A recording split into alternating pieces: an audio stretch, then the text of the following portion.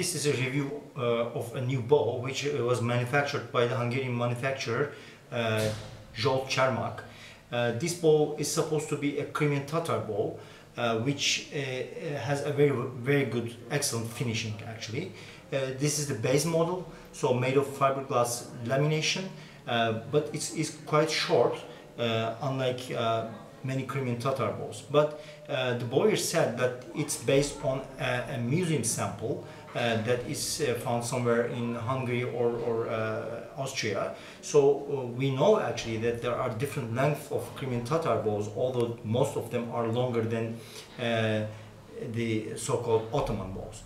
The classification should be discussed as well, because I believe that the Crimean Tatar bows belong to the bows of the Turkish Ottoman Empire, not only because the Crimean Tatars have been the alliances and the scouts of the Ottoman Central Army after the 16th century, but also these bows have been manufactured in the Ottoman capital, Istanbul, and probably was used in the Central Army as well. This bow is short like an Ottoman bow, doesn't have any string bridges, unlike many of the Crimean Tatar bows. But again, most of the bows that can be seen in the museum collections are, if it's correct to say that, hybrid bows, which means the Ottoman bows that may have some string bridges, or Crimean Tatar bows that don't have any string bridges. So this bow does not have any string bridges, and it is a reflex bow. There is a setback grip, which is very typical for a Crimean Tatar bow. But as I mentioned before, it's quite short compared to many samples in the museum collections. This bow is decorated, and the decoration was inspired by the Ottoman culture or Ottoman art, which is very inaccurate, but looks quite good. If you are not very familiar with the Ottoman decoration, you may think that it's of Ottoman. It is a good inspiration actually, not bad. The finishing is very good, as I said before, and you see that the string was made with the so-called tonç düğümü, or the original or authentic notes, which cannot be seen in many Ottoman bow replicas, which I found quite good.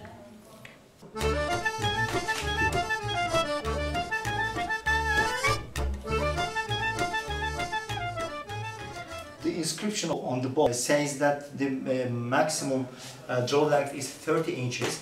It is very unusual for such a short bow, and when you draw the bow, you can feel that the sweet spot is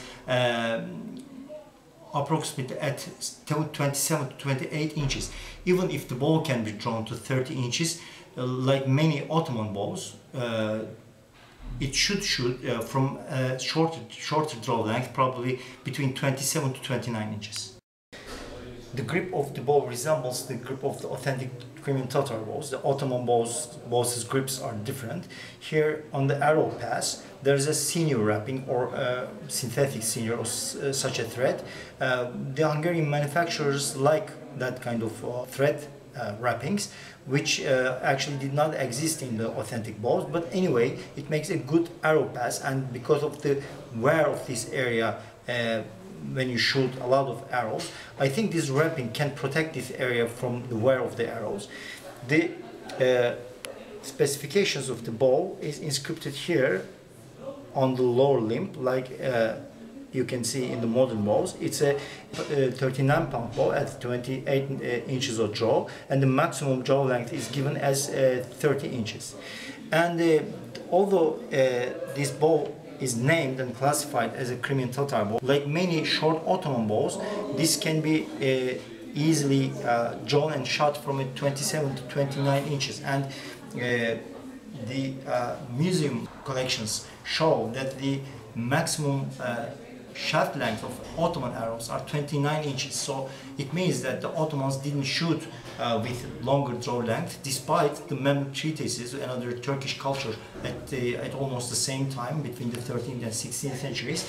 The draw was described to the earlobe, and in some Ottoman treatises as well, the string was drawn up to the earlobe. So for a person in my size, drawing to the earlobe makes approximately 29.5 inches up to 30 inches draw length. So anyway, this bow as I said, can be drawn up to 29 inches, but the sweet spot is somewhere between 27 and 29 inches, which should be confirmed, of course, with the forced draw curve assessment.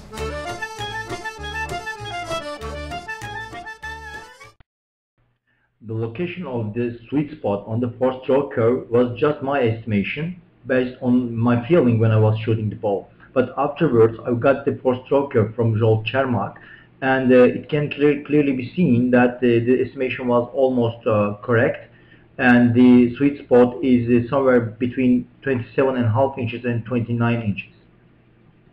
When the bow is strung, you can see a slight offset of the string towards the upper limb, but after tens of shots, we haven't seen any complication because of this.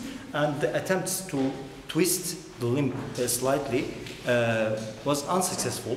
This offset remained, but as I said, it doesn't affect the shots. Here I will demonstrate it with two arrows. One of them is a modern carbon arrow, and the other one is an Ottoman bow replica here with a barrel shaft and a very light tip. This carbon arrow has a tip which weighs probably around 70 grains or something like that, but this replica, the tip of this replica is 30 grains, which is quite light, so the FOC of the arrow is probably around 3.5% or something like that. You're going to see how the arrows fly from this bow with these ballistic features.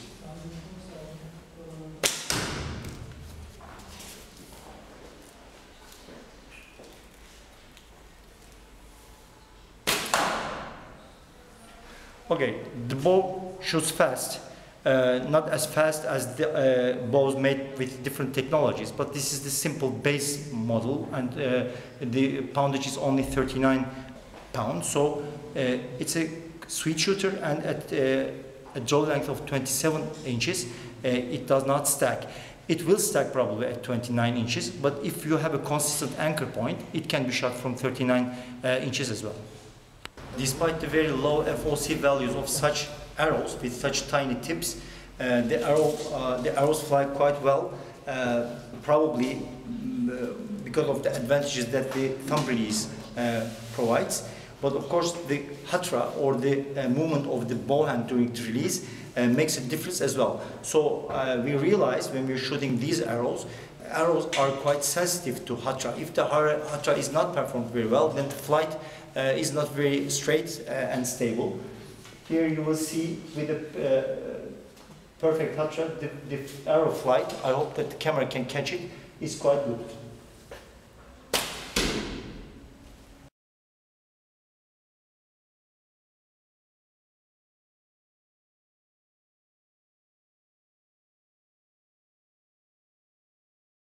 And here you can see the performance of this bow in shooting at aerial discs.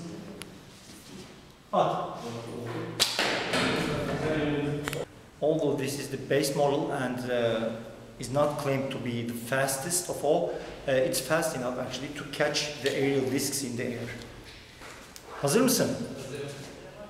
Okay, let's do that this way this time. At.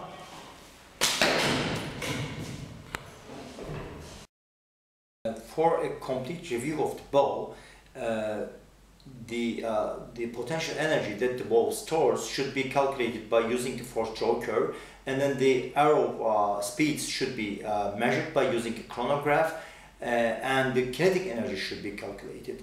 And of course, as a result of all these calculations, we can further calculate the efficiency of the bow, which is actually the percentage of the energy that is transferred from the bow to the arrow.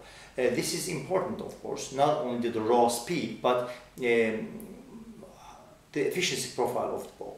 But according to the construction features, I would say that such a short bow with a very low total mass would be efficient with relatively lighter arrows. In fact, it is the opposite of what it really was with the regular Crimean Tatar bows. With the exceptions that we mentioned before, the Crimean Tatar bows were longer, had heavier limbs, and therefore were more efficient with heavier arrows. which makes sense actually because a heavier arrow absorbs more energy from the bow and maintains the energy for longer time. So it makes sense to have such a bow on the battlefield if it comes to pierce the armor of the enemy or have a better penetration on the target.